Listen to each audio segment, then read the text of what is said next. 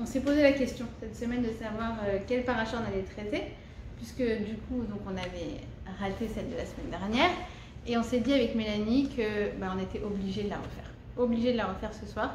C'est paracha Troukat, et c'est, j'ai envie de dire, inévitable. Vous savez, les parachas, c'est un peu comme des stations de train à travers lesquelles on passe. Et en fait, il y a des stations où tu peux aller très très vite. Il y a des stations où tu es obligé de descendre et de t'imprégner de l'énergie, et pour que cette énergie, elle t'accompagne après pendant tout le reste de l'année. Et en fait, parachat Troukat, c'est inévitable. On est obligé de s'arrêter en chemin. Alors en fait, parachat Troukat, c'est une paracha qui est très mystérieuse et à la fois très émouvante, et qui nous laisse perplexes. Exactement l'image de la vie. La vie aussi, elle est mystérieuse, et parfois elle nous émeut, mais parfois elle nous laisse perplexes. Surtout dans ces moments où on a des questions du style pourquoi il est arrivé cet accident, pourquoi j'arrive pas à marier, pourquoi je trouve pas un khatan, pourquoi cette maladie, pourquoi il est parti à la fleur de l'âge, etc. Dès qu'on a ces questions, c'est parachat Troukat qui vient et qui nous parle. Et elle nous dit qu'en fait, à chaque fois que tu as cette question, c'est pas normal, c'est pas juste. Quand tu as ce sentiment-là, alors il y a parachat Troukat qui vient et qui va venir t'apaiser. Et en fait, c'est vraiment toutes les fois où on te dit c'est pas juste, c'est pas normal. Et la paracha, elle commence comme pour faire une entrée en matière avec une loi qui a l'air pas juste, pas normale, inexplicable. C'est quoi cette loi? Adam qui Yamut Ba'oel. Alors, je t'explique, s'il y a un homme qui meurt dans la tente. Alors, super entre matière, ça nous donne vraiment la pêche de commencer cette paracha en très très très morbide, vous êtes d'accord avec moi? Et en fait, on dit que quoi? Que s'il y a un Kohen qui est en contact avec un cadavre, il a une certaine proximité, alors il va contracter une touma, d'accord? Touma qu'on traduit de façon très erronée par impureté, mais on va dire ça comme ça. Il va contracter cette impureté, et ce qui va le rendre inapte à servir dans le temple. Et pour ça, il va devoir se purifier. Et en fait, la paracha nous décrit le processus de purification. C'est lequel? Peut-être vous avez déjà entendu parler, c'est celui de la vache rousse, para aduma. Alors, tu ne peux pas plus bizarroïde que ça. Tu dois prendre une vache rousse, entièrement rousse. Il ne faut pas qu'elle ait deux poils noirs, sinon c'est mort. Entièrement rousse, entièrement rousse, entièrement rousse. Tu la brûles entièrement. Tu prends les cendres de cette vache que tu vas mélanger avec de l'eau, ma'im cha'im, et en fait ce mélange-là, eh bien, on va l'asperger sur le Kohen qui a contracté l'impureté, et magie, va devenir pur. Alors Rashi, il arrive et il te dit, alors il est un peu gêné Rashi, parce que Rashi il explique tout, et là il est un peu gêné, il dit ah oui, alors les non-juifs ils vont interpeller les juifs en réclamant une explication logique à cette mitzvah, donc ne soyez pas gênés. Cette mitzvah, elle s'appelle Chok, pour établir le fait qu'il s'agit d'une institution pour laquelle l'homme ne doit pas chercher d'explication. C'est bon, c'est clair. Tu vas avoir un grand moment de solitude quand on va te dire mais c'est quoi cette Torah, on explique des trucs sur la vache rousse. Et ben assume ton moment de solitude, parce que de toute façon tu pourras rien leur répondre. C'est ce que nous dit Rashi. D'accord? Et en fait, cette loi, elle n'est pas compréhensible au niveau du processus, au niveau du sens, mais surtout au niveau de ce qui se passe. Parce que quoi? Parce que autant le Kohen qui était impur va devenir pur, autant celui qui le purifie, il devient impur. Et là tu te dis, c'est pas normal, c'est pas juste. Pourquoi celui qui vient faire du bien à l'autre, il ressort lésé par cette histoire? C'est pas normal, c'est pas juste. Pourquoi j'ai été faire Bikur Cholim, j'ai été rendre visite à quelqu'un et je me suis pris un PV? Hachem, c'est pas juste. Pourquoi je fais du bien et ce qui m'arrive, au final, j'ai l'impression que c'est du mal? Vous êtes d'accord? Ça nous interpelle en fait.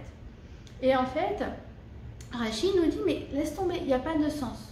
Il n'y a pas de sens à l'impureté, il n'y a pas de sens à cette mitzvah. Ne cherche pas à comprendre, c'est un chok. Chok, on va expliquer ce que c'est, mais c'est du lachon Rachok, ça veut dire loin. C'est loin de notre compréhension. C'est trop gros pour notre petit esprit cartésien. C'est ça ce que ça vient nous dire. Et qu'on se rassure, le plus intelligent de tous les hommes, d'accord, j'ai nommé le roi Salomon, eh bien, le roi Salomon, il a dit les lois de la vache rousse. J'ai beau l'avoir examiné, questionné, je m'y suis plongée, j'ai pensé le comprendre, mais en fait, je me suis rendu compte que ce décret ou Rachok Mimeni, il m'est resté incompréhensible. D'accord? Et bien, en fait, la loi de la vache rose, si vous voulez, c'est emblématique de ce qu'on appelle les Chukim. C'est un chok, mais c'est le chok par excellence. Alors, c'est quoi cette histoire de Chukim? Alors, on va dire qu'on va diviser les mitzvot en deux. D'accord? Un peu plus compliqué que ça, mais c'est pas grave. Globalement, c'est ça. Il y a en fait deux types de lois. Tu as les Chukim, incompréhensibles, et les Mishpatim, super logiques. C'est quoi les Mishpatim? C'est par exemple les lois du business, les lois du dommage et intérêt. C'est rendre un objet à son propriétaire. C'est super, super, super logique. En ce moment, mon mari, il étudie ce qu'on appelle Rochen Mishpat, donc c'est les lois du business. Donc lui qui est à la base ingénieur, mathématicien, mais c'est le kiff, c'est bien, c'est logique, super, on comprend, c'est bon, ça avance, d'accord? Et en fait, par exemple, je ne sais pas si vous savez, mais Napoléon, quand il a eu l'idée géniale de créer le code civil, bah, il s'est dit, mais pourquoi je viens réinventer la roue? Ça fait 3300 ans qu'il y a des rabbins qui se cassent la tête pour savoir qu'est-ce qui est logique, comment tu fais des dommages et intérêts, etc. etc. Qu'est-ce qu'il a fait? Au début du 19e siècle, il a réuni ce qu'on appelle le Grand Sanhédrin. Le Grand Sanhédrin qui a après donné le consistoire. Pourquoi? Il a dit maintenant expliquez-moi. Et il a pris en fait énormément de lois du Talmud et il les a mis dans son code civil. Il s'est dit pourquoi je vais me casser la tête? C'est tellement logique, tellement logique. Et mon mari, donc il avait étudié dans une université américaine. Et là-bas, il y avait un rabbin qui donnait cours à des non-juifs. Et en fait, son cours, c'était justement pour expliquer les liens entre la loi américaine et les lois talmudiques. Parce que c'est logique. Les juifs, ils ont tout compris. Ça fait 3500 ans qu'ils réfléchissent. Ils réfléchissent de façon logique. Et ça plaît aux avocats, aux mathématiciens, aux ingénieurs, aux comptables. C'est bon, c'est bouclé, c'est cartésien. D'accord? Ça, c'est les mishpatim. Maintenant, les chukim. Les chukim, mais alors, vraiment, quand tu as des grands moments de solitude, quand on te pose la question sur pourquoi tu ne manges pas un Kinder après un schnitzel. Comment te dire, repas, et tu parles dans ta barbe et puis après tu t'en vas. Est-ce qu'il y a une logique? Les écailles et les nageoires, est-ce qu'il y a une logique? Les sabots fendus, ils reminent, est-ce qu'il y a une logique? Il n'y a aucune logique. Enfin, pas d'emblée en tout cas. D'accord? Shabbat. Pourquoi? On est fou. Pourquoi si je presse mon citron sur ma salade, c'est bon, top. Mais si je le presse à côté dans un bol, j'ai fait un interdit. C'est la même action. On est fou. Et puis surtout, c'est la grande glace, c'est ce que tous les gens vont te dire. Mais je comprends pas. Si tu dois te reposer, pourquoi tu prends pas la voiture? Pourquoi tu prends pas l'ascenseur? Pourquoi tu allumes pas le masgan? Il fait chaud. J'ai oublié de l'allumer. Je peux pas appuyer sur le bouton. Mais appuie sur le bouton. C'est simple, non? Non. Et nous, ça nous paraît normal. Bah non, tu peux pas appuyer sur le bouton. Mais c'est juste qu'on s'est habitué. Mais dans l'idée, c'est complètement fou. D'accord? Et puis la Nida, en général, on dit que c'est les trois piliers de la famille juive. C'est Shabbat, Kashrut, Nida. C'est en fait trois chukim. La Nida, pendant le confinement, il y avait beaucoup de jeunes femmes qui avaient des réticences à y aller pour des raisons de santé ou pour des craintes, ce que je comprends complètement. Et donc, j'ai eu des coups de fil. Non, mais il paraît que si je passe 1 heure entière sous la douche, ou si je vais chez ma copine à Ertilia qui a une piscine, et ben, non, c'est pas bon. Je suis désolée, tu peux passer la journée dans la douche, tu peux faire trempette depuis le matin jusqu'au soir, tu resteras dans le même état spirituel avant qu'après. Tu peux m'expliquer ça? Pas d'emblée, pas comme ça. D'accord? Alors en fait, ce qu'on va essayer de comprendre un petit peu, c'est que le chok, ce qu'on a expliqué les années précédentes, le chok, en fait, il ne se comprend pas par l'intellect. C'est en fait, il outrepasse l'intellect. Par quoi il va se comprendre? Pas par mon esprit cartésien, mais par l'action, par l'expérience. Le rock, c'est exactement comme si tu as un pygmée qui arrive de la jungle, qui n'a jamais vu de fèves de cacao de sa vie, il ne connaît pas le chocolat, et toi, tu as un entretien avec lui pour le convaincre que le chocolat c'est bien. Et en fait, tu n'as pas de mots parce que tu as juste envie de lui dire, mais goûte, et en fait, tu vas comprendre ce que je veux te dire. Et si lui, il reste dans son esprit cartésien, en plus, te fait le rapport volume sur calories, il ne veut même pas goûter à ton truc. Mais si tu le fais goûter, alors là, tu vas dire, ah, oh, très bien, pourquoi ce que je veux dire, ah, il fallait me faire goûter avant, pourquoi tu as fait des longs discours comme ça? Vous comprenez ou pas? Ça, c'est la force du rock. Ça veut dire que c'est en l'expérimentant que tu le comprends, mais sans après pour autant pouvoir expliquer pourquoi tu adhères à cette chose-là. Exactement comme le Shabbat. Le Shabbat, tu as des gens qui viennent te voir et qui te disent, écoute, excuse-moi, on est entre femmes intelligentes, je ne comprends pas. Explique-moi comment une journée où j'ai des interdits peut être mieux qu'une journée où tout est permis. Vous comprenez la question? Cette personne-là ne lui répond pas. Invite-la chez toi à Shabbat. Dis-lui, viens, on va manger le couscous, la daf, on va chanter des chants de Shabbat, on va faire une bonne sieste du Shabbat. Et tu vois qu'à la fin, tu vas dire, allez, c'est Abdallah. Elle va dire, non, je ne veux pas l'Abdallah. Sans pouvoir pour autant l'expliquer. C'est comme ça, en fait, c'est par l'expérience que ça comprend. Et d'ailleurs, j'ai une histoire incroyable qui m'est arrivée. J'ai eu plein d'histoires avec le mikvé pendant le confinement. En l'occurrence, une fille qui a reçu, on va dire, 1 an et demi auparavant. Et qui, en fait, mon mari m'avait dit, bon, écoute, elle arrive, elle a une demi-heure, pas plus. Elle s'assoit avec toi et fais ce que tu peux. Allez, salut. Donc, je m'assois et en fait, en gros, bon, je sens... alors, elle ouvre d'entrée de jeu, elle me dit, écoute, je t'explique. Au niveau pratique religieuse, si tu veux savoir, la seule fois où on s'est pris la tête, mon mari et moi, c'est parce que je lui ai demandé de réchauffer sa nourriture de Kippour sur la plata et non pas dans le micro-ondes, à Kippour. D'accord? Et donc, ok, c'est pas grave, on va y arriver. Moi, je me laisse pas démonter. Et bon, je lui explique un petit peu tout ça. Et puis surtout, à la fin, je lui dis, écoute, tu veux que je te dise, mes éducations, en fait, elles valent rien. Parce que c'est qu'en essayant, en fait, qu'on comprend. Elle repart en me disant, merci beaucoup, je vois que tu as fait beaucoup d'efforts pour essayer de me convaincre, mais je ne suis pas très convaincue. Et c'est pas grave, d'accord? Et moi, je suis restée sur cette impression-là.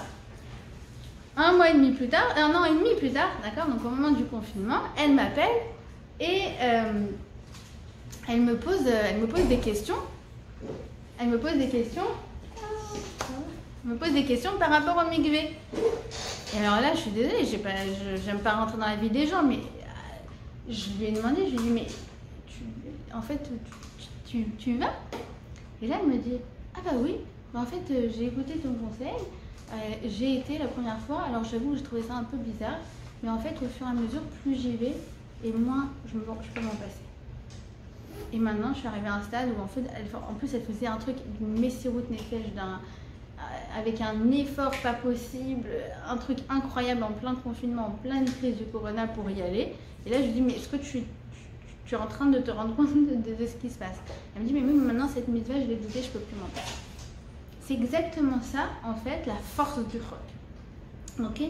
Il nous explique, la chassidoute, que le rock par excellence, on explique les chukim. D'accord? Il y a 2 types de lois, mishpatim et chukim. Mishpatim, ce que tu comprends, chukim, ce que tu ne comprends pas d'emblée, mais tu comprends par expérience. Donc, le rock par excellence, c'est la Brit Mila. Pourquoi? Parce que la Brit Mila, d'abord, c'est incompréhensible, excuse-moi. Tu fais une excision du prépuce d'un enfant sans lui faire d'anesthésie à 8 jours, bien sûr, tout va bien. Mais bon, ça fait 3500 ans qu'on le fait et qu'on trouve ça normal. On ne lui a pas demandé son avis, le petit. Hein, on l'a pris de force. Et ça fait un peu barbare quand même quand on y pense. Et puis surtout, il dit comme ça, le Baal HaTanya, il dit, après c'est gravé dans sa chair. On ne peut plus l'enlever. Il dit le rock, c'est pareil. En fait, une fois qu'on l'a fait, et bien après, ça se grave à l'intérieur de nous. On n'est plus la même avant d'avoir fait Shabbat qu'après avoir fait Shabbat. On n'est plus la même avant d'avoir été au mikvé qu'après avoir été au mikvé. Et c'est exactement ça. En fait, le mishpatim, dit le Baal HaTanya, c'est comme de l'encre qui s'écrit sur un parchemin. Donc, c'est lié, mais ça peut s'effacer. Le roc, ils disent Milachon l'arkok, c'est gravé. Et quand quelque chose est gravé, eh ben, je ne peux plus l'enlever.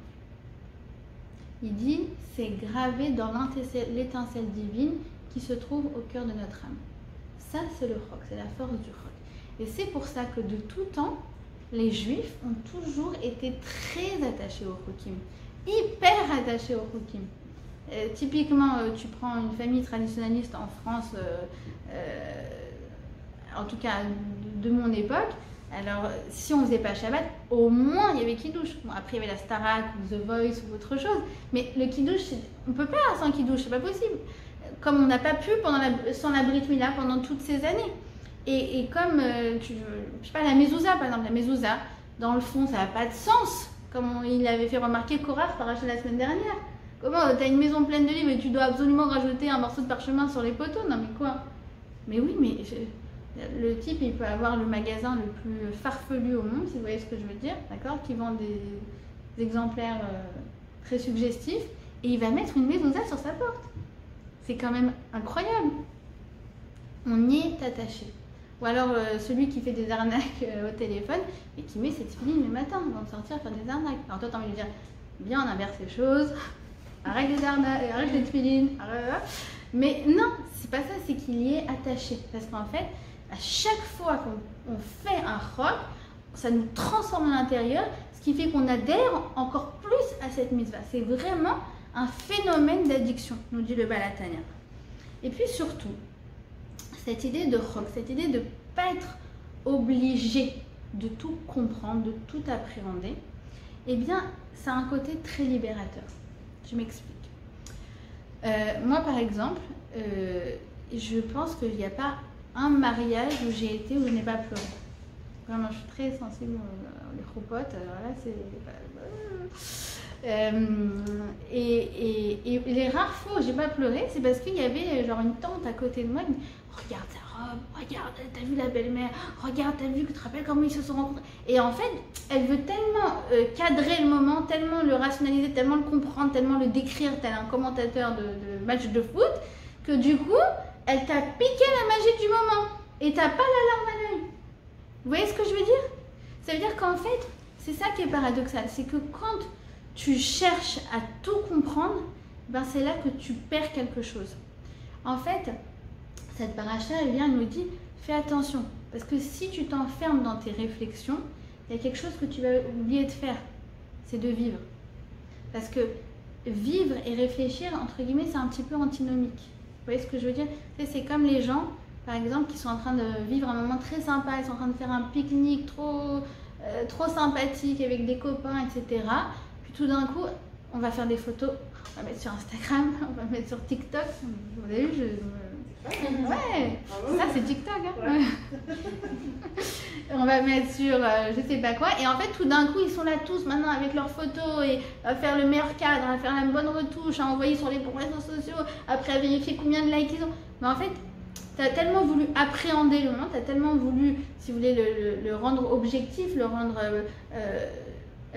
à portée de main, que du coup, en fait, tu l'as gâché. C'est exactement ça.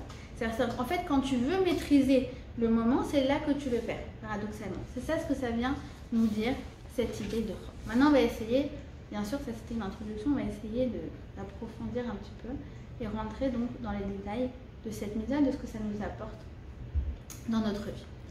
Alors, comme j'ai dit, la paracha elle s'ouvre avec Ki Adam Yamut Ba Oel. Si un homme meurt dans la tente. Et en fait, si vous voulez, elle nous fait une entrée de jeu pour nous dire s'il y a la mort qui s'invite dans ta vie. Et la mort, c'est pas forcément la mort au niveau organique. Ça va être par exemple la mort d'une histoire, la mort d'une carrière. C'est toutes les fois où tu te dis, mais voilà, bah, ça va avec ton copain? Bah non, c'est fini, c'est mort. Ou bien toutes les fois où tu te dis, mais ce travail, il m'a écrasé, ce patron, il m'a ruiné, cette relation, c'est fini. Toutes les fois dans ta vie, tu as un sentiment que c'est fini, qu'il y a un terminus, que c'est mort, qu'il n'y a plus rien qui va sortir, qui ne peut sortir de cette histoire que tu veux vivre. C'est ça qui a Adam Kiyamut Ba'oel, c'est en fait toutes les fois où tu as l'impression que c'est mort. Vous savez, c'est même, par exemple, quand on parle d'une relation, on dit, il y a une partie de moi qui est morte dans cette relation. J'ai laissé un petit bout de moi dans cette relation. On sent qu'il y a quelque chose à l'intérieur de nous qui s'est perdu en chemin. D'accord? Et en fait, la Torah, elle vient et elle va te dire, je vais t'apprendre à revivre à partir de ce qui est mort. Parashat Rukat, c'est vraiment ça. C'est une vraie séance de réanimation.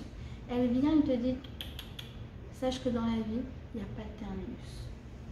Que de n'importe quelle histoire où tu as l'impression qu'il y avait une mort, qu'il y avait quelque chose qui était fini, tu vas pouvoir reconstruire à partir de cette histoire. À condition de quoi? De le vouloir et de changer de cap. Mais il n'y a rien dans ta vie qui est mort et dont tu peux rien tirer. Et en fait, c'est cette direction-là que la Torah elle va prendre. Alors pour ça, on a besoin du commentaire de Reb Shimshon Refali Hirsch. Moi, je voulais vous apporter son fromage. Reb Shimshon Refali Hirsch, il vient et en fait, il va nous expliquer un peu c'est quoi cette histoire en fait, de Touma et de Tahara. Que quand en fait ce Kohen est en contact avec la mort, eh bien, il va contracter cet état de Touma. Et qu'est-ce que nous, aujourd'hui en 2020, n'étant pas Kohanim et n'ayant pas de vache rousse et n'étant pas en contact avec un cadavre et n'ayant pas de temple, ce que ça veut dire pour nous? En fait, il nous dit justement, quand tu es en contact avec quelque chose qui est mort, eh bien tu vas avoir à l'intérieur de toi des idées de Touma. C'est quoi ces idées de Touma? C'est des idées en fait dépressives, des idées de désespoir qui vont te tirer vers le bas, qui vont te happer vers le bas. Et pour ça, tu dois absolument faire un processus. Alors, ce n'est pas forcément celui de la vache rousse. On va s'en inspirer pour comprendre quelle est la recette, pour pouvoir en fait basculer, rebasculer dans le domaine de la Tahara. Sachant que la Tahara, c'est l'état contraire. C'est quand c'est ma Neshama qui recommande. C'est quand je reprends le dessus sur la vie. Quand je décide de construire à partir de quelque chose qui m'a l'air mort. Vous me suivez ou pas? Oui?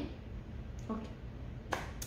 Donc, il dit comme ça. Il dit, l'homme doit savoir qu'il est susceptible de mourir et en même temps, il doit savoir qu'il est éternel car il est porteur d'une Neshama. D'accord? Donc, on a à l'intérieur de nous, si vous voulez, ces deux parties. La partie mortelle, la partie corporelle et la partie Neshama qui est, elle, éternelle.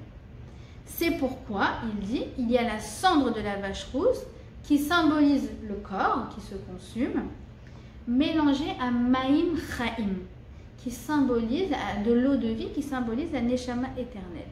Et quand en fait il fait ce mélange, ça le fait basculer, il dit, je ne sais pas exactement ce que ça veut dire, j'ai repris ces mots, mais je ne sais pas ce que ça veut dire, je vous avoue, ça le fait basculer dans le domaine de la liberté, de l'éternité du Dieu unique. Et on lui dit à travers pas dans le désespoir. Et c'est vrai que quand on a quelque chose qui est mort dans notre vie, on s'est fait licencier, on a rompu une relation, que Dieu préserve, un divorce, et bien qu'est-ce qu'on a envie de faire?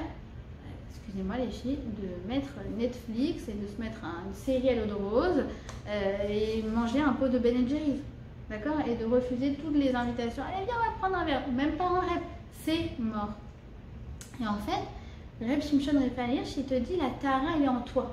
Et je vais t'aider en fait à la retrouver. Il dit, sois libre de toutes tes forces, garde la Tahara en plein cœur de la Touma.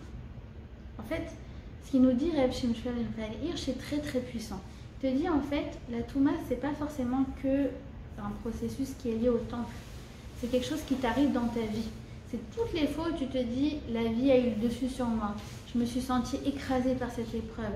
Je sentis qu'il n'y a plus rien que je pouvais tirer de cette histoire. D'accord?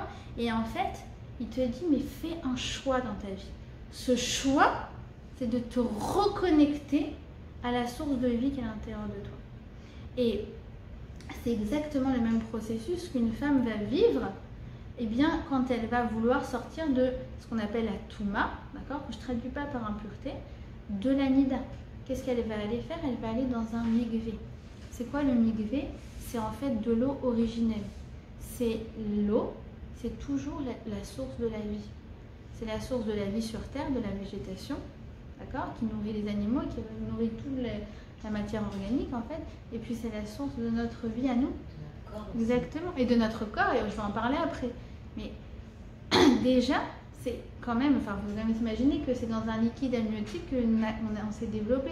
À la base, on était un amas de cellules. Enfin, à la base, on était une cellule. C'est quand même dingue. Moi, j'ai été une cellule. Et c'est très marrant parce que ma fille, elle m'a dit il y a quelques jours, elle m'a dit, vous savez, les conversations qui commencent, elle a 7 ans. Elle me dit, oui, il y a ma copine qui est venue me voir à l'école qui m'a dit que, en fait, à la base, on est la graine d'un papa. Alors, je lui dis, ah, et qu'est-ce que tu as répondu? Je préfère savoir elle qu'est-ce qu'elle m'a dit. Et elle me dit, je lui ai répondu que c'est pas possible. Regarde mon moire comme il est, mon cerveau comme il est sophistiqué. Tu crois vraiment qu'il peut venir d'une graine? Mais c'est vrai, c'est invraisemblable. Mais c'est dans l'eau qu'on s'est développé. Et c'est d'eau qu'on est constitué. Mais je vais en parler après. D'accord?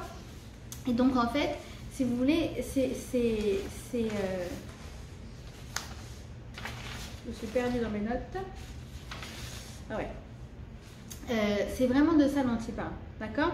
Il te dit, cherche à l'intérieur de toi à te reconnecter en fait à cette source de vie. Alors qu'elle soit vraie dans l'exemple du mikvé, on se plonge vraiment dans la source de vie, mais sinon en fait, si vous voulez, même au niveau psychologique, c'est la même chose. Replonge-toi et crois encore que c'est possible de ressortir de cette histoire. On va expliquer après de quelle façon, d'accord? Et je voudrais vous raconter en fait une histoire incroyable qui m'est arrivée qui illustre vraiment cette idée de Touma et de Tahara. En fait, donc, le Rav Shimshon Refaeli Hirsch, comme je vous ai dit, en gros, il explique que cette chose-là, ce sentiment de Touma qui te happe, qui te tire vers le bas, il vient quand le Kohen est en contact avec un cadavre, d'accord? Mais en fait, il dit que ça nous arrive à tous quand la mort, elle s'invite dans notre vie. En général, la mort, c'est un concept auquel tu n'as pas du tout envie de penser. Et heureusement, donc il est dans un coin de notre tête, et puis aux oubliettes, et c'est comme ça qu'on peut vivre notre vie. Et quand les enfants ils viennent et te disent « Maman, c'est quoi papy, c'est quoi la mort ?» Et là, tu dis « Ah, la mort, c'est un truc qui arrive aux autres, mais pas à toi et moi. » D'accord? Tu ne sais pas quoi répondre en fait. Tu l'as occulté, on l'occulte en permanence. Et en fait, ce qui se passe, c'est que parfois dans la vie, ça nous rattrape. Ça nous rattrape. Et moi, c'est exactement ce qui m'est arrivé. C'est l'histoire que j'avais racontée à Shavuot. En fait, quelques jours avant Shavuot, j'ai une amie qui m'appelle et qui me dit ma mère ne va pas bien du tout. Enfin, elle était en service, en soins palliatifs, d'accord, en service oncologie. Et elle me dit qu'est-ce qu'on peut faire et tout. Et on était vendredi après-midi. Donc je lui dis viens, on va faire des chalotes. On va faire une mitzvah pour elle. Et en fait, on fait les chalotes, on passe un bon moment toutes les deux. Et puis elle me dit je veux que tu viennes avec moi pour les amener à l'hôpital. Bon. Je lui dis vraiment c'est quand ça s'invite dans ta vie sans que tu le veuilles. Donc je l'accompagne. Et en fait, moi je comptais pas rentrer je voulais pas rentrer dans le service oncologie, mais là elle insiste et elle me dit rentre, je veux que tu viennes voir ma mère. Et enfin voilà, elle me demande quelque chose, donc j'accepte en fait. Et sur le coup, donc je passe le pas de la chambre. Et en fait, c'est la mort qui s'invite dans ta vie, parce qu'elle était en phase terminale, elle est décédée 4 heures après. Mais tu le sens, je sais pas, c'est inexplicable en fait, c'est comme le rock, c'est pas quelque chose que je peux vous décrire, mais j'ai eu mon souffle qui s'est coupé, et en fait, je suis partie naturellement, on y va. Bref, elle est partie avec moi, on a beaucoup pleuré, on s'est serré dans les bras, et la phrase qui m'est sortie de façon naturelle, je sais pas pourquoi ça m'est sorti, C'est vraiment ça, c'est la Tahara après la Touma. Je lui dis, je voudrais que tu congèles tes œufs. Parce que c'est une fille qui s'occupe de sa mère depuis 4 ans, donc en fait, elle n'a pas construit sa vie au niveau sentimental. Et je lui dis, mais je veux que tu donnes la vie. Et en fait, c'est ça la première chose qui m'a sorti. Je ne sais pas si vous comprenez ce que je veux dire. Tu es en pleine Touma, tu as la mort qui s'invite dans ta vie, et là, tout d'un coup, tu as un regain de vie. Tu prends le dessus sur la vie. C'est pas possible, je ne peux pas rester dans cette situation. Et du coup, c'est comme un effet ressort en fait. Je sors à quelque chose que j'ai pas osé lui dire depuis 4 ans. Cette chose-là, en fait, elle ressort pile à ce moment-là. Je veux que tu donnes la vie. D'accord? Et en fait, c'est ça. C'est vraiment la notion de Touma sur Tahara. D'accord? Et la Torah, elle va te dire en fait, sache que rien n'est mort. Rien n'est mort et tout se transforme. Et en fait, ce qui est incroyable, c'est que cette paracha qui a l'air morbide, d'accord, parce qu'elle parle, le premier mot, elle parle de la mort, et bien en fait, elle est pleine de vie. Elle nous dit que quoi? Que Aaron à Cohen, Aaron est mort. Et en fait, alors Aaron à Cohen, il faut s'imaginer, il a été pleuré par le peuple entier pendant 30 jours. Hommes, femmes, enfants, tout le monde pleurait. Pourquoi? Parce que Aaron savait très bien que c'est celui qui faisait le shalom, que c'est celui qui donnait du peps, que c'est celui qui donnait du courage, que c'est celui qui s'impliquait dans la vie des gens pour que tout le monde aille bien. D'accord? Donc il leur a manqué vraiment dans leur vie, Aaron. Et regardez comment c'est beau, regardez comment c'est beau. C'est écrit, c'est pas écrit Aaron est mort. Il y a Asaph, Aaron, El, Amav. Aaron est retourné vers les siens, vers ses proches, vers son peuple. Alors, le Tiferet Shlomo, il explique comme ça. Il dit, mais en fait, tu sais, Aaron, il était tellement sadique, tellement lié, en fait, à tout un chacun, que, en fait, lorsqu'il est décédé, eh ben, son âme, finalement, elle était d'autant plus présente parmi le peuple. Ça veut dire qu'en fait, Aaron, il a passé sa vie à faire du shalom, à donner de la force, à prier pour tout le monde. Et tu crois que ça va s'arrêter avec la mort? Mais non, il est d'autant plus présent maintenant qu'il est mort. C'est pour ça qu'on dit Tzadikim nikraim chaim, afilu mitatam, bemitatam nikraim chaim. Un tzadik, même dans sa mort, il est appelé vivant. Parce qu'il passe son temps à prier pour toi. Il est plus que présent, il est plus qu'actif. Et d'ailleurs, c'est incroyable que Parashat Rokat, c'est toujours la Yula du Rabbi Lubavitch. Toujours. Et le Aaron à Cohen de la génération précédente, peut-être. Mais c'est incroyable. Le Rabbi Lubavitch, dommage, j'ai voulu vous apporter un article qui a été écrit par le mari d'une amie. Et en fait, il écrit un truc de dingue. C'est que quand le rabbi est niftar, est décédé, donc il y a 26 ans, les gens ils ont dit que c'est la fin, c'est la mort du mouvement Lubavitch. Et les journaux ici en Israël, les journaux Chabad, Anachnu Mamshichim, c'était écrit en grand comme ça. Et en 26 ans, je ne sais pas si vous vous rendez compte, le nombre de bêtes Chabad dans le monde a été multiplié par 4. C'est quand même dingue. Le nombre de shlichim a été multiplié par 4. Je dis, mais en fait, qui est mort, qui est vivant, on n'arrive même plus à comprendre. Ben, en fait, c'est ça ce qu'elle vient de nous dire, cette paracha, c'est que même après la mort, il y a une vie. Elle est différente, certes. Bien sûr, mais en fait, il y a toujours une continuité. Si tu sais trouver la force, c'est ça qu'on va expliquer maintenant, et ben, tu vas justement savoir prendre le dessus sur la vie, même quand tu as l'impression que c'est mort. Alors pour ça, en fait, il y a le Rav Moshe Shapira qui vient et qui va nous bluffer. Vous connaissez peut-être le Rav Moshe Shapira, c'est un gaon, c'est une sommité, d'accord? Et il vient et il remarque quelque chose d'incroyable. Il dit comme ça, il dit, regarde, il y a deux versets qui dit Vaikach, Efer, Apara. Donc Efer, qui veut dire cendre. Merci beaucoup. Il va prendre la cendre de la vache. D'accord? Donc tu vois la traduction du rabbinat français, c'est écrit cendre, tout va bien. Et puis quelques versets plus tard, il y a marqué Afar, Apara. Ce qui ne veut plus du tout dire cendre. D'ailleurs, vous savez que c'est pour ça qu'on dit Ipur en ivrite. Hippo, parce qu'à l'époque, on se maquillait avec de la cendre. D'accord, c'est la même racine. C'est comme Afor. Bon, bref. Et là, il y a marqué Afar Apara. Ce qui ne veut pas du tout dire la cendre, mais ce qui veut dire la terre. D'accord? Donc, tu vois la traduction du rabbinat. Ils ont dit la terre de la vache. Ben non, ça ne marche pas. Les cendres de la vache. Mais non. Il y a écrit la terre. Il n'y a pas écrit les cendres. Et ils sont un peu embarrassés. Ils ne savent pas comment traduire. Je peux comprendre. Mais nous, on se dit, attendez les gars. La Torah, elle ne fait pas de faute de frappe. Hein. C'est pas comme nous, on met un Aïn à la place du Aleph parce qu'on n'est pas hyper calé. Il y a quelque chose qui se cache derrière ça. Alors bien sûr, Rav Moshe Shapira, il arrive, leçon magistrale. Il nous dit en fait, Efer et Afar, ce sont deux choses antinomiques. Efer, c'est de la cendre. La cendre, par définition, a un passé, n'a pas d'avenir. Tu peux rien faire pousser dans de la cendre. Tu l'envoies aux oubliettes. Enfin, qu'est-ce que tu veux faire avec de la cendre? Par définition, ça se jette et ça donne rien. La terre, c'est l'inverse. Elle n'a pas forcément de passé, mais c'est la promesse d'un avenir. C'est la promesse d'une fertilité.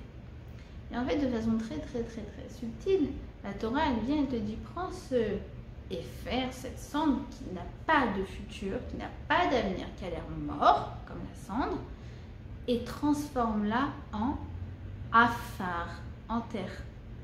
Parce que la terre, c'est fertile. Ça va donner des fruits. Prends cette histoire qui a l'air morte et essaye d'en tirer quelque chose, d'en tirer des fruits. D'accord? Et en fait, pour ça, ce qui est fondamental, en fait, c'est de comprendre que nous, on aurait l'impression de se dire, voilà, si j'ai un traumatisme dans ma vie, ou si j'ai une relation qui est morte, j'ai envie de recommencer à zéro. Blackout, on arrête, on recommence, on oublie tout. On oublie tout. Et la Torah te dit non. Il y a un passage entre Efer et Afar.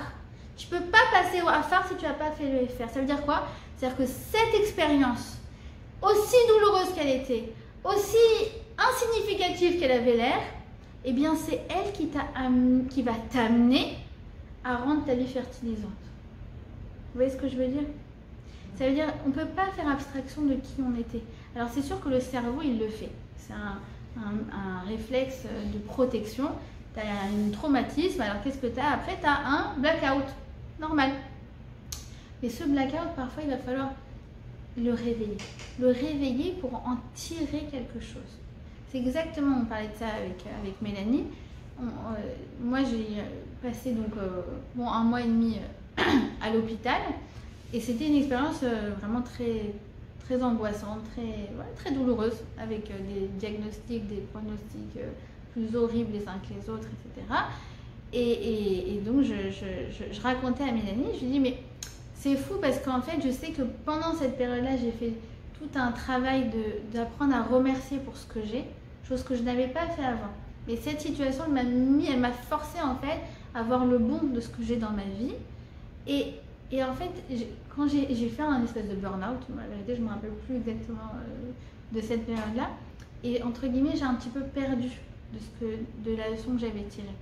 Et en fait, ça, c'est pas bon. C'est-à-dire qu'il faut, la Torah, elle t'invite à te poser la question, qu'est-ce que je peux tirer de positif de cette histoire pour pouvoir aller de l'avant? Et ça ne peut pas être rien, la réponse. C'est impossible. Parce que si Hachem, il t'a envoyé cette chose-là, c'est pour qu'en fait, ça devienne un rebondissement dans ta vie. Alors, c'est sûr, un rebondissement, c'est down, mais après, ça va up. Et il faut que tu te poses la question. Pourquoi cette coloc qui m'a humiliée? Pourquoi ce boss qui m'a mis des bâtons dans les roues? Pourquoi cette rupture qui m'a fait me sentir une moins que rien? Pourquoi ça? Qu'est-ce que je peux en tirer de ça? Comment je peux transformer cette expérience en quelque chose de positif? C'est vraiment arrêter de se poser la question pourquoi, mais pourquoi? D'être tourné vers l'avenir. Qu'est-ce que je peux en faire de ça? Plutôt d'être tourné dans des questions incessantes qui sont liées vers le passé. D'accord? Ça, c'est la force de la parole. D'accord? Et en fait, la Torah, elle te dit que Donc sans cette expérience-là, tu n'aurais pas pu arriver à là où tu es. Vous savez, c'est exactement comme, je ne sais pas si vous connaissez qui a fondé une école de thérapie, pardon, Viktor Frankl. En gros, il y a Freud, Adler et Frankl, d'accord? Et Frankl, il a passé 4 camps de concentration. Il a écrit un livre qui raconte en fait justement, des choses vraiment incroyables qui lui sont arrivées. Et en fait, un jour, il a donné une conférence, donc au prochain, il s'en est sorti. Ils ont réduit, et quand il est arrivé, il n'avait que son manuscrit sur lui, de tous les écrits, de toutes ses théories en fait. Et quand il est arrivé à Auschwitz, on lui a brûlé son manuscrit. Et tout ce qu'il a tenu, c'est je vais les réécrire, je vais les réécrire, je vais les réécrire, je vais les réécrire, je vais les réécrire. Et un jour, il a donné une conférence au Madison Square Garden. Il a dit, si je suis là aujourd'hui, c'est grâce à toutes ces années où je me suis projeté ce moment où j'allais en fait vous dévoiler toutes mes théories. C'est ça. C'est exact, c'est lié à la résilience. Je ne sais pas si vous connaissez un peu le concept de la résilience de Boris Cyrulnik. C'est en fait cette notion qu'il n'y a jamais de mort. Tu peux toujours t'adapter à une nouvelle situation. Et comment lui, il est arrivé à cette chose-là, c'est parce que lui aussi, il était enfant caché pendant la Seconde Guerre mondiale. Donc il était dans une cave, dans le noir, etc. Et qu'est-ce qu'il faisait? Ça m'a vraiment interpellée. En permanence, il léchait ses genoux. Et ça le rassurait. Et je me suis dit, voilà, il a besoin d'être en contact avec l'eau. Alors même si c'est sa salive, en fait, ça lui a donné de l'affection. Et en fait, c'est grâce finalement, malheureusement, à cette expérience aussi douloureuse et aussi, encore une fois, incompréhensible. D'accord? On est dans le roc, on ne comprend pas. On ne comprend pas pourquoi Hachem nous envoie ça. Mais malgré tout, comme je vous ai dit pour l'instant, on occulte cette partie de pourquoi. Pourquoi? Comment je peux tirer de ça? Et c'est comme ça que, si vous voulez, il s'est dit, je vais transformer cette cendre en terre fertile. Que ce soit Boris Cyrulnik, que ce soit Viktor Frankl, que ce soit nous dans nos petites histoires du quotidien, Baruch Hashem, comment je vais faire maintenant? Mais il faut que j'aille de l'avant. C'est pas possible. Et c'est ça, en fait, si vous voulez, le passage de la Touma à la Tare. C'est quelque chose qu'en fait, on doit réveiller à l'intérieur de nous. C'est pour ça qu'il y a un processus. Et on te dit, réveille cette force qui est en toi, réveille cette volonté qui est en toi pour basculer dans le domaine de la vie. D'accord? Et en fait, c'est ta remarque, Déborah, c'est que, en fait, basculer dans le domaine de la vie, c'est le changement. C'est ça la définition de la vie, c'est le changement. Et en fait, l'eau, c'est le changement. Et notre corps, c'est vrai, il est composé à 80% d'eau.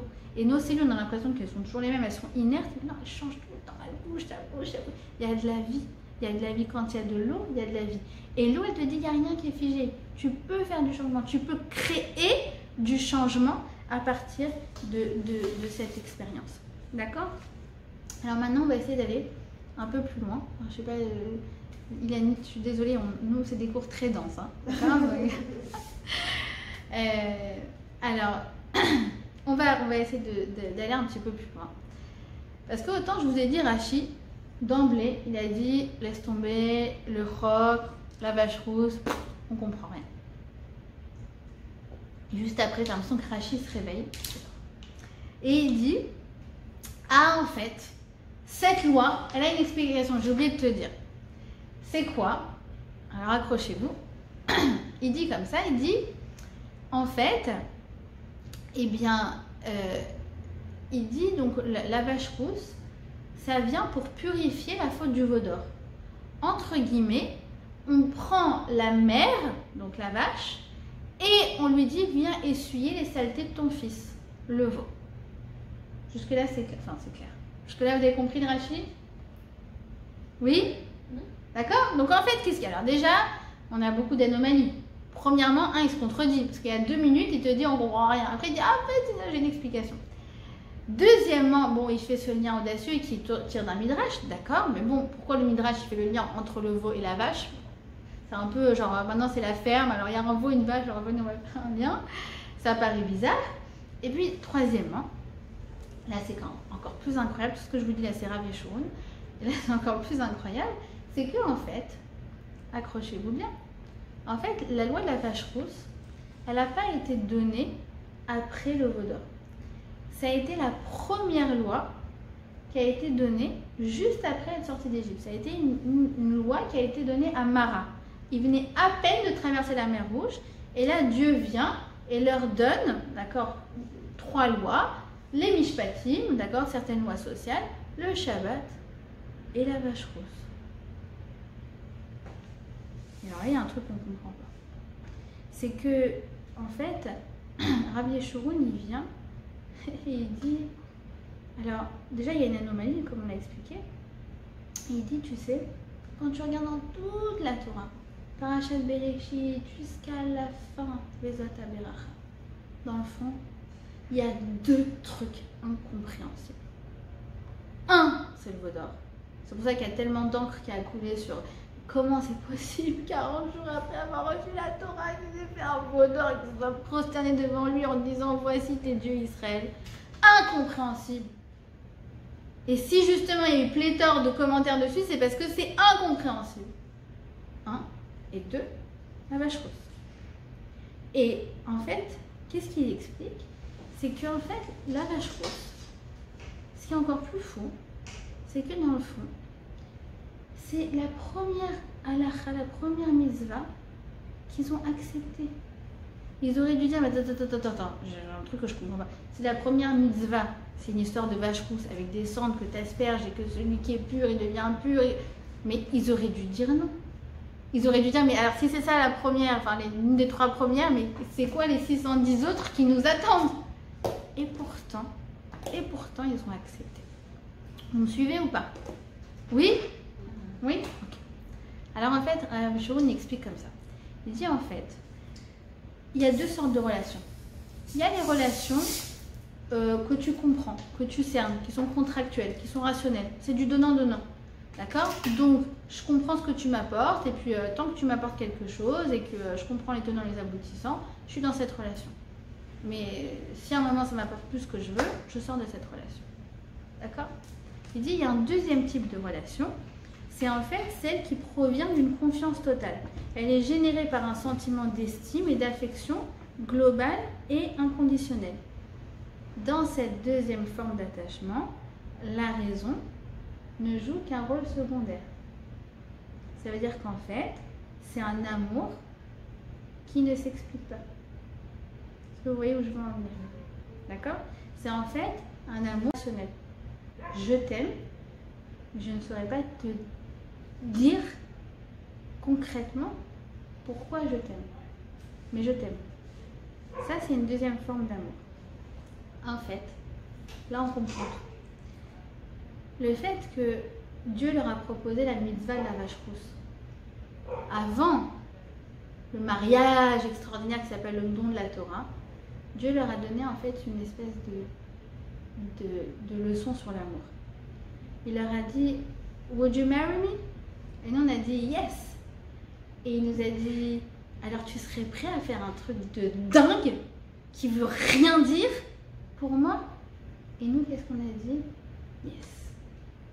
Et en fait, entre guillemets, Akadosh Baruch Hu, il vient nous dit, maintenant on va rentrer dans une relation d'amour. On va rentrer dans un mariage. Tu sais c'est quoi un mariage?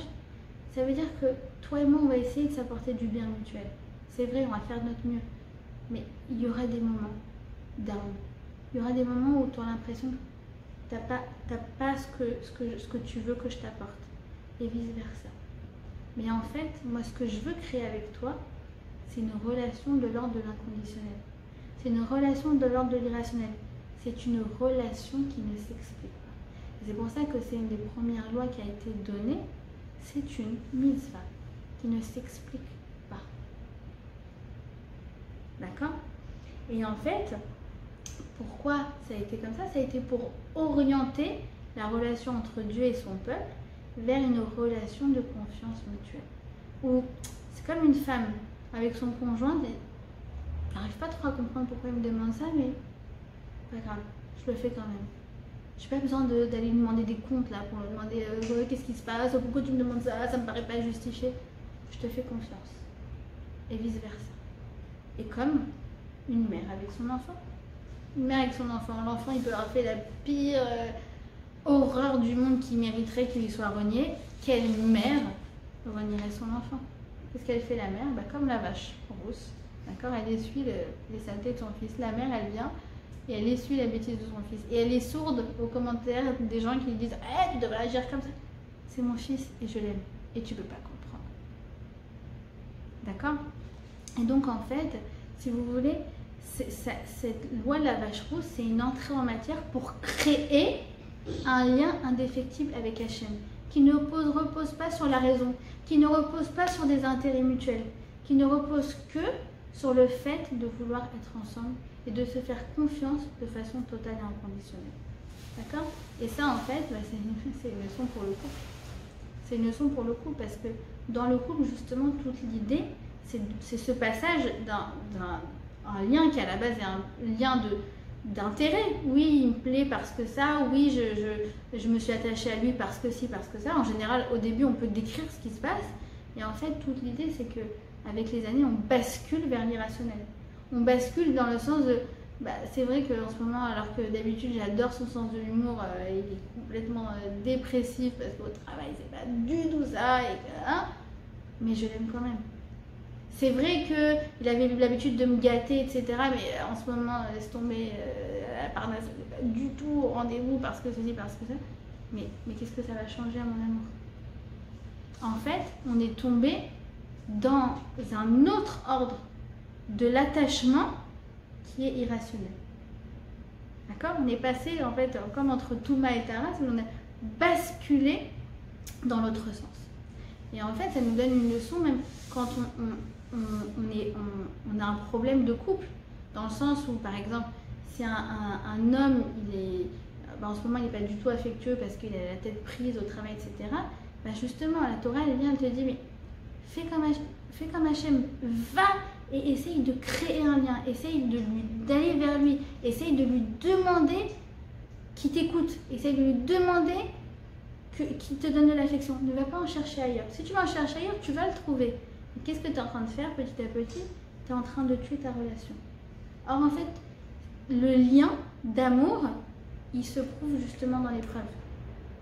C'est parce qu'il y a des hauts et des bas qu'à ce moment-là, quand je suis en bas, je suis quand même attachée à toi, que je suis en train de te montrer que mon amour, il est indéfectible, il est inconditionnel et il est total. D'accord? Alors, c'est pas une raison pour laquelle on reste en bas. On veut repartir en haut. Mais c'est justement, la Torah, elle t'invite à être proactive et à relancer le mouvement pour repartir vers le haut. C'est clair ou pas? Oui? Ok. Alors, en fait, si vous voulez, c'est la même chose entre nous et Akadosh Baruch Hu. Entre nous et Akadosh Baruch Hu, au cours de l'histoire, eh bien, si vous voulez, la vie, elle a eu ses hauts et ses bas. Au niveau collectif, d'accord, avec tous les pogroms, etc. Il y a eu des moments où on est dans une relation de point d'interrogation. Tu te dis, mais Hachem, mais c'est pas possible, tu nous as laissé tomber, tu nous as oubliés.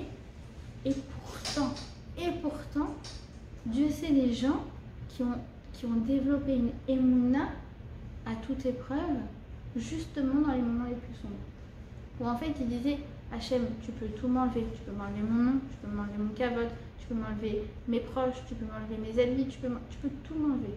Il y a une chose que tu peux pas m'enlever, c'est mon amour pour toi. C'est ma émouna en toi.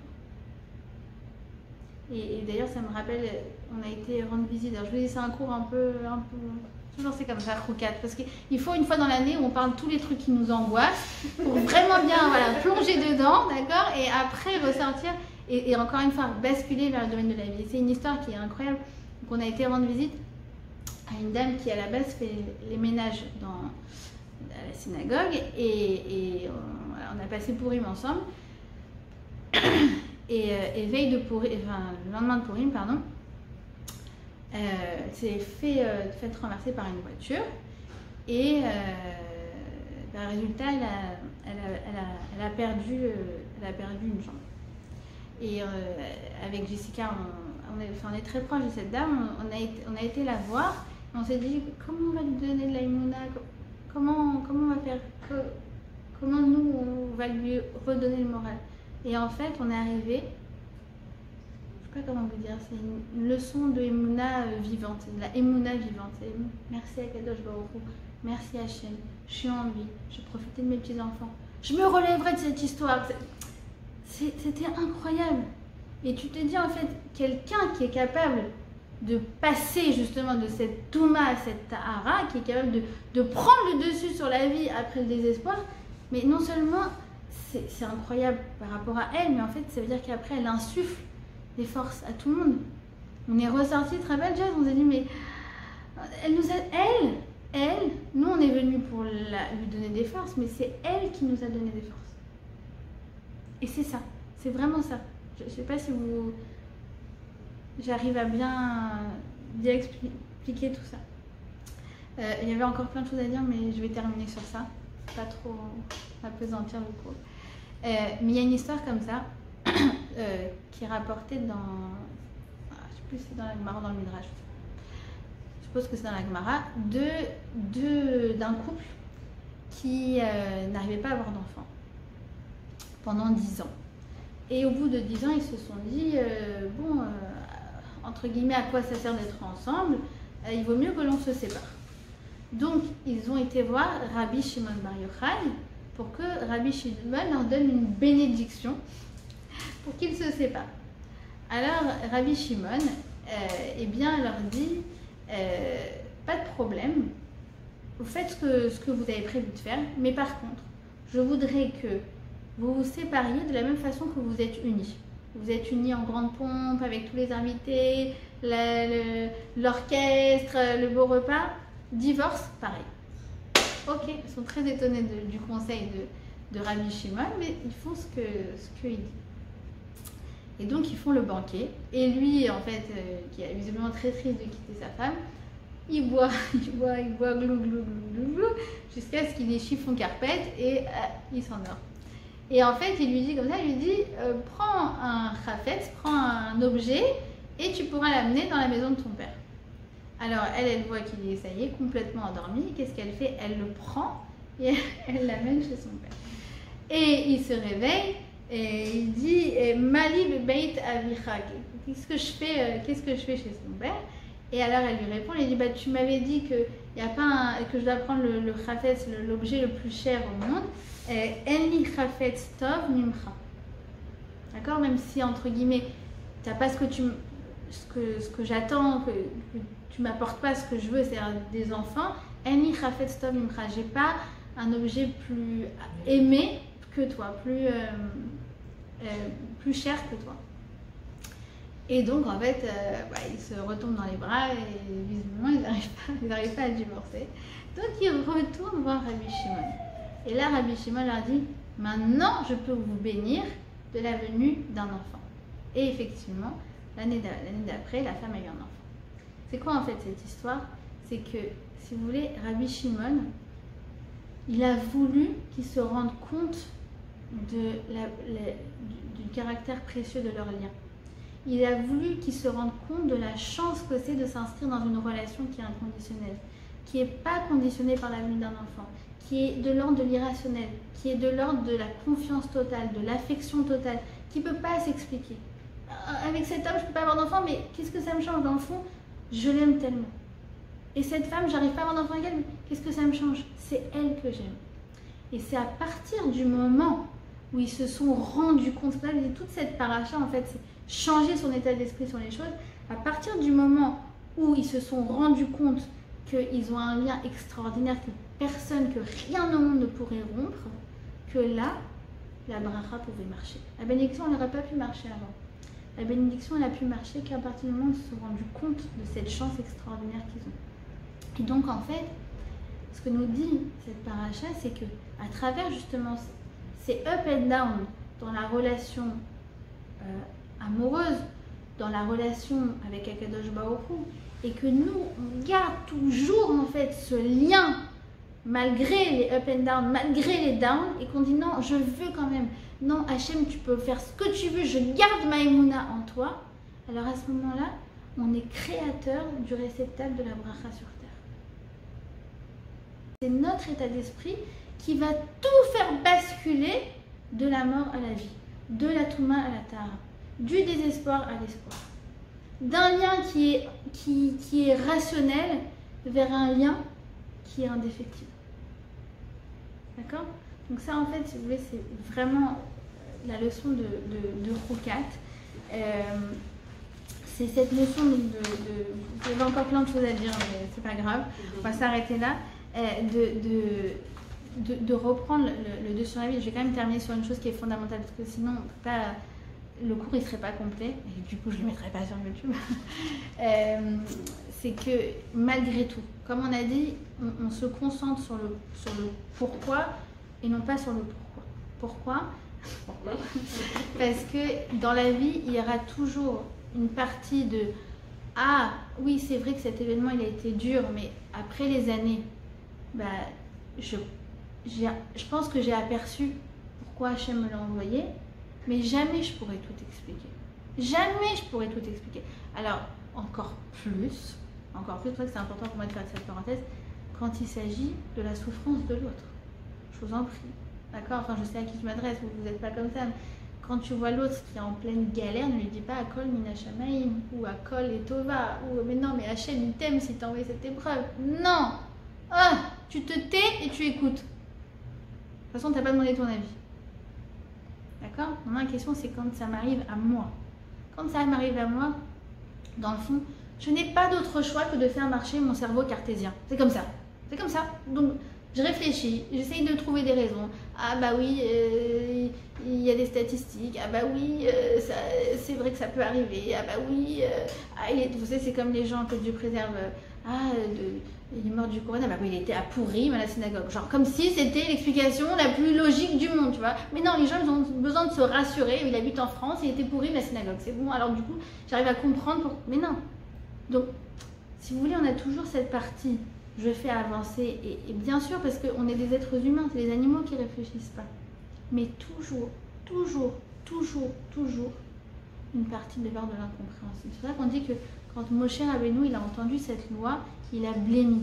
Parce que d'un côté, il a compris, et d'un autre côté, son cœur refusait de s'associer à sa compréhension. Parce que si tu fais ça, eh ben, tu vas finir par justifier l'injustifiable. D'accord? Donc en fait, cette paracha, elle vient de te dire, regarde, il y aura toujours deux côtés, deux faces de la pièce. Touma, Tara, la vie, la mort, le compréhensible, l'incompréhensible. Toi, essaye de toujours basculer vers la facette qui va te permettre d'aller de l'avant. Et c'est pas pour autant qu'à la fin, tu dis, c'est bon, bah, tout le reste, j'ai compris, je maîtrise, etc. Tu maîtrises rien du tout. Tu maîtrises rien du tout. La seule chose que tu maîtrises dans ta vie, c'est pas les événements qui t'arrivent. C'est l'état d'esprit avec lequel tu vas prendre le dessus sur ces événements. Et donc en fait, c'est vraiment la leçon de cette paracha. C'est ce qu'il dit le Rabbi Lubavitch. Il dit, si vous venez vers moi et vous me posez des questions sur le sens des souffrances, je peux vous donner des raisons. Ça nous purifie. Ce n'est qu'après l'ombre qu'on peut percevoir la lumière. Ce n'est que quand Hachem se cache qu'on a le mérite de le trouver. Mais dans le fond, vous ne seriez pas satisfait par ma réponse et vous auriez raison. Il dit le Rabbi Lubavitch, je ne sais plus si c'est le Rabbi, pardon, en tout cas dans la Chesed Rabbah, il dit comme ça, il dit tout le but de ces questions qui t'interpellent et qui te dérangent dans ta vie, qui parfois te happent, te tirent vers le bas, et bien dans le fond, c'est pas ni d'être paralysé par la question, ni de vivre tranquillement avec des réponses, mais c'est de vivre avec la question. Et tout le bouleversement que cette question, elle crée en toi au quotidien et qui va te forcer en fait à toujours t'impliquer dans le monde, à toujours essayer de rebondir, à toujours essayer d'aller de l'avant et en tant qu'être humain digne de ce nom.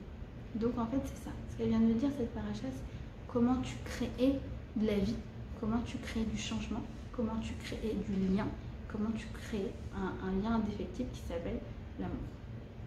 Voilà. Est-ce que vous avez des